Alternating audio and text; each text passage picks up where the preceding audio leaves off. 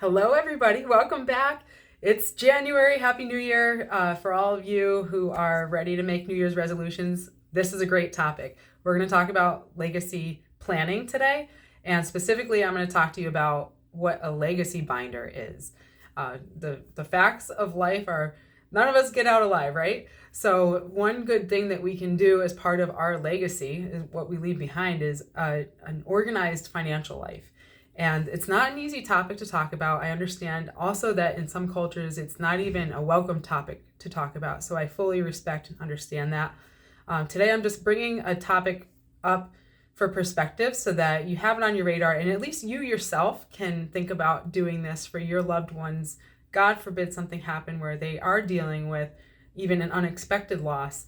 I've definitely seen this, unfortunately, in other friendships and family members where a family member passes away and the financial situation is not well organized, and it just adds so much more stress to what's already a really terrible situation, and it takes away from your loved ones being able to even mourn for you because there's all this weight of the really administrative stuff that has to happen almost immediately after somebody passes away. So I'm not saying that to be morbid or depressing. I'm just saying do your family a solid and make yourself a legacy binder this year. Put that on your resolution list. It's not something that you're just going to sit down and crank out in one afternoon, but I'm going to tell you what you should think about putting in. We're going to keep it simple. We're not trying to make this a super complicated thing. My legacy binder is this big, and I tell you there's not going to be much in there. So there's really just, for what we're doing for our household, we're doing pretty much 4 categories. I'll stick with that. The 4th one is even questionable.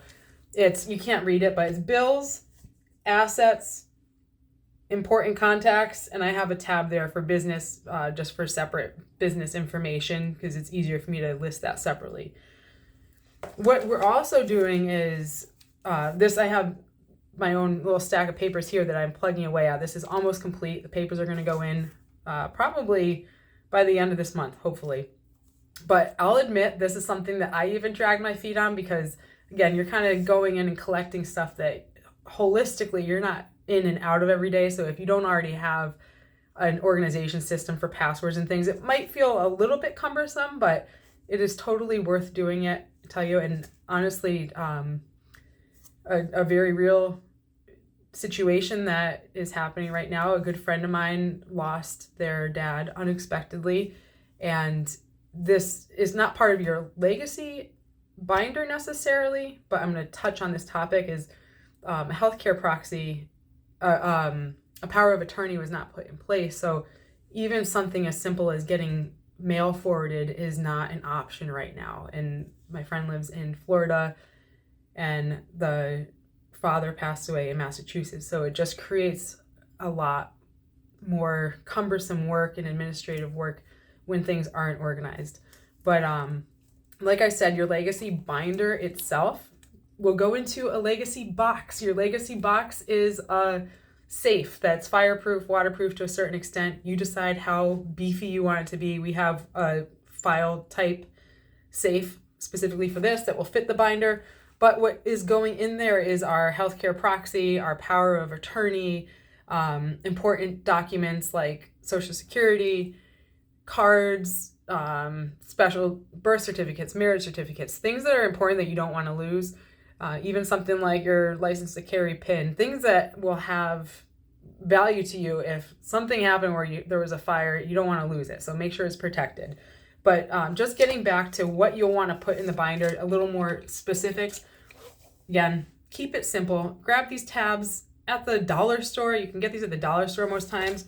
Get a little stack. Again, dollar store. Hit the dollar store up. Grab a stack of loose leaf paper and just chip away one thing a week, maybe one thing a day if you're feeling really motivated. But with your bills, one tip that I will share, I'm going to grab my list over here, is I will share this tip that I personally feel like is just enough detail, but not too much, is I am listing all our bills that are recurring right here. At the top, I'm listing the ones that are auto pay. And at the bottom, I'm listing the ones that, even if they're auto pay, they're not every single month. So somebody could come, see, flip that open, one snapshot. Okay, what are the bills that are going to be hitting? Let's contact those companies and either stop payment or take the next step, notify them. And that's why it's helpful to also possibly list an account number on there or contact information too. Make it easy to log in. That's the bottom line. Ourselves, we know it's a nightmare when you lose a password. So just make it easy to log in and get information that where you can convey updates or cancel bills, things like that. And if you pay anything manually, also write that down. Just make it easy for, what's the recurring activity that happens with your bills so somebody can go there, check it out. My aunt and uncle do something really cool that I like. They have a little flip calendar that's like, you can get at the dollar store or wherever, just one of those booklet style monthly calendars. And when she pays the bills, they specifically do it for this reason. If God forbid something happened to one or the other, that she writes down when the bill gets paid, what day it got paid on, and that works for them, so that my uncle, if something happened, because she handles the bill pay, he could just open the booklet, see what days different bills were paid, and know how to manage that with relatively low stress. So those are your bills. When it comes to your assets are things that you own. They're things that could be your car, your home, your retirement accounts, your any other investment accounts. Your bank accounts are considered assets. If you have savings, that's an asset. I have a separate section just for bank accounts, just to make it super easy. Like, hey, here's the bank accounts we have and the contact info, just to make it easy for people to communicate if they have to. I don't want to create an extra hassle for anybody if I can help avoid that. So then we're talking about contacts, important contacts. So we've got in the bills, assets, you can't see that very well. Contacts, important contacts are the people that need to be contacted and aware if there's a sudden change and if somebody passes away. These are your doctors, investment advisors, accountants, lawyers. Having a way to access even just important contact information, email accounts that need to be accessed with passwords, because sometimes there's two-factor authentication for just bill pay login, and that can be such a hassle. So think about some of these things ahead of time. That how do you do your monthly finances? What are the pieces of information that you need to access regularly in order to complete a monthly cycle of finances? Even think about things, year end. What are some extra activities you might do on the quarters or year end? Are you paying real estate taxes quarterly that your family should know about? Because it's not in escrow, because it's not part of the mortgage payment. Things like that are all super valuable, just to think about making a note in the legacy binder. And then you saw maybe an extra tab there. That's just for business, because for me it's easier just to isolate all the business account activity separately. So that's it. It doesn't have to be complicated, but you do have to do it. I've been talking to my parents about this, and we had a nice little booklet that was already kind of pre-printed with a lot of that stuff, but it's hard to find the time. So we haven't even gotten back to it ourselves. And if you have that type of relationship where you can talk to your parents about this, make it a family goal to do this together and to hold each other accountable. My mom and I had a standing appointment on the calendar that came and went, self-admittedly, but it's a reminder to go back and pick that conversation back up, which I will be doing today, because this is my reminder to revisit that, because we want to make sure that we're setting ourselves up for success and our family up for success. So if you, again, do have that type of relationship where you can have that conversation with your parents and say, hey, how are your legal documents looking? Is there something that we should know about it as your children? Where should we access this information? Because I have a general idea, but I don't know exactly where and what and all that. So myself included, this is my accountability video to go make those phone calls and follow up too with my parents.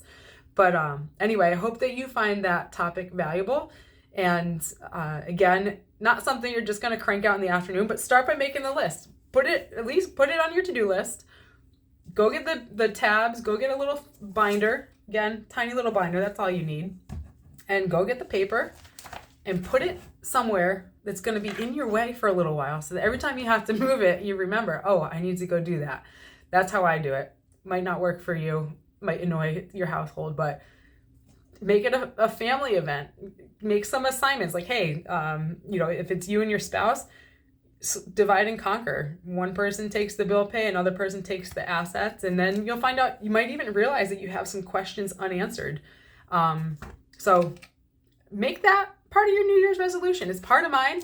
I will be completing this, and it will go into our safe that is fireproof, waterproof. We just got one of those nice, easy binder type safes. I don't remember if I said that already, but binder type safe that this just drops right into. It's meant for documents. So those other things like birth certificates, marriage certificates, all that will go in there too. Healthcare proxy, power of attorney.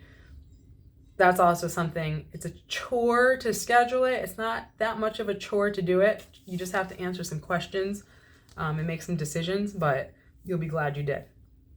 That's all I've got for now. Not always easy, not always fast, but it's always worth it. Please go do that for yourselves. Take care of those who care about you the most and make a legacy binder.